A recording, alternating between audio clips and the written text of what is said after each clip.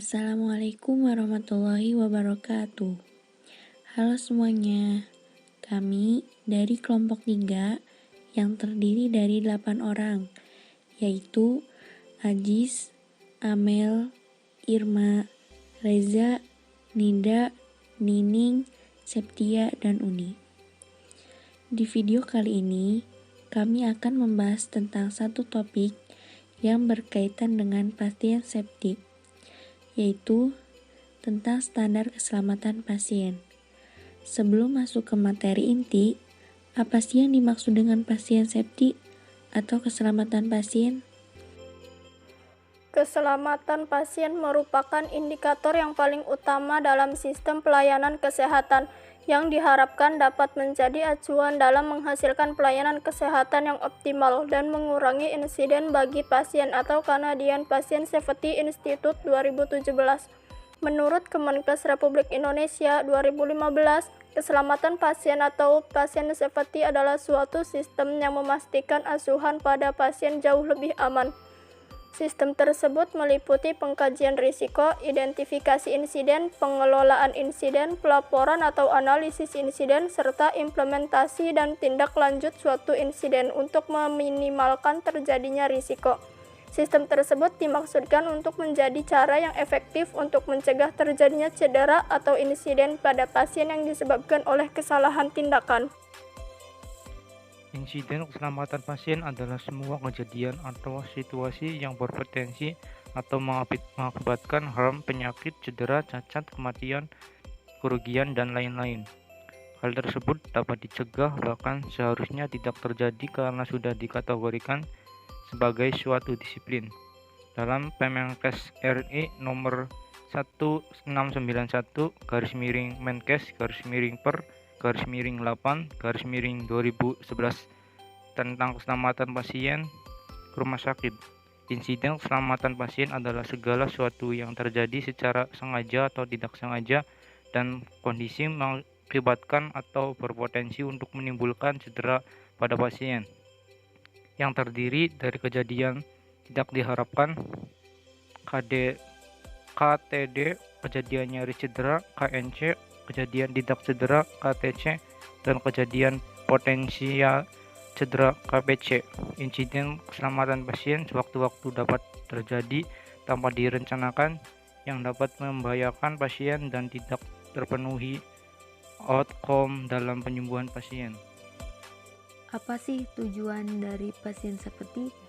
Tujuan dari pasien seperti yaitu yang pertama, terciptanya budaya keselamatan pasien di rumah sakit. Yang kedua, meningkatkan akuntabilitas rumah sakit terhadap pasien dan masyarakat.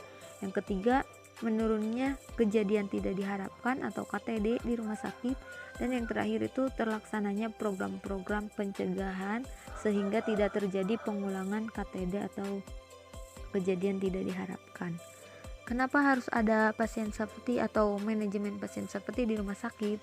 Karena di rumah sakit itu banyak jenis obat, jenis pemeriksaan dan prosedur, serta jumlah pasien dan staf rumah sakit yang cukup besar, merupakan hal yang potensial bagi terjadinya kesalahan.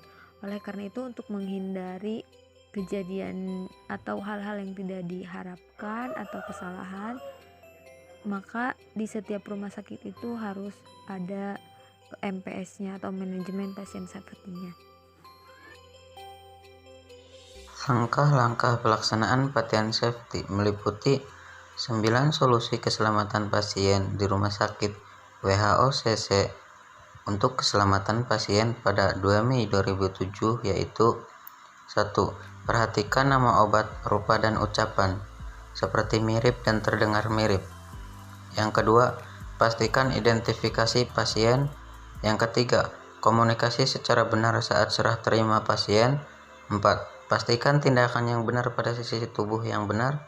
Yang kelima, kendalikan cairan elektrolit pekat. 6. Pastikan akurasi pemberian obat pada pengalihan pelayanan. 7. Hindari salah kateter dan salah sambung selang. 8. Gunakan alat injeksi sekali pakai.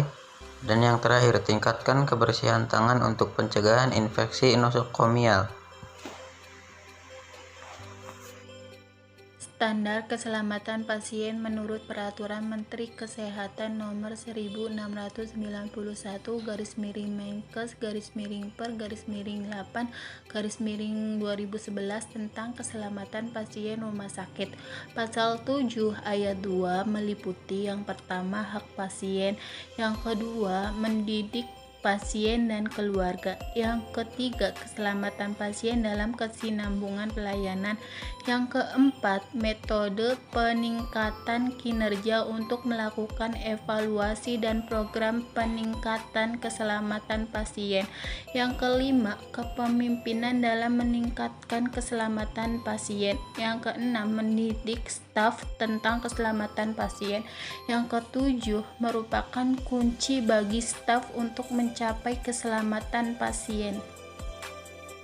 Selanjutnya, pasal 8 Peraturan Menteri Kesehatan tersebut mewajibkan setiap rumah sakit untuk mengupayakan pemenuhan sasaran keselamatan pasien yang meliputi tercapainya 6 hal sebagai berikut. Yang pertama, ketepatan identifikasi pasien. Kedua, peningkatan komunikasi yang efektif.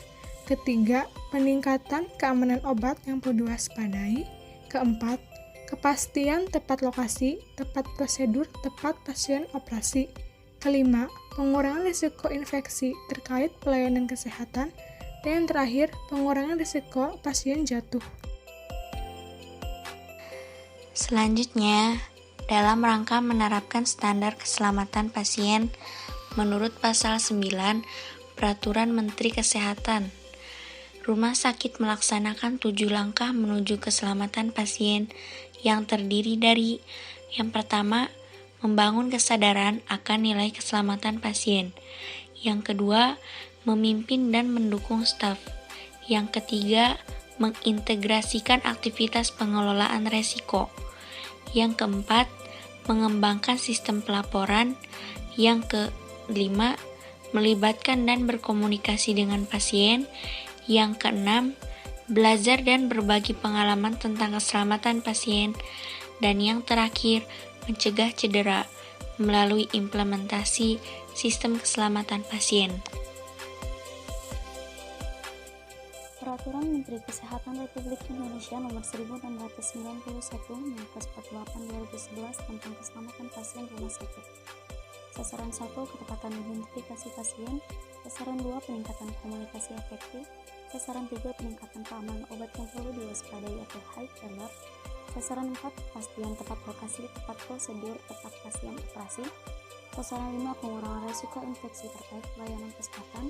Sasaran 6, pengurangan risiko pasien jatuh.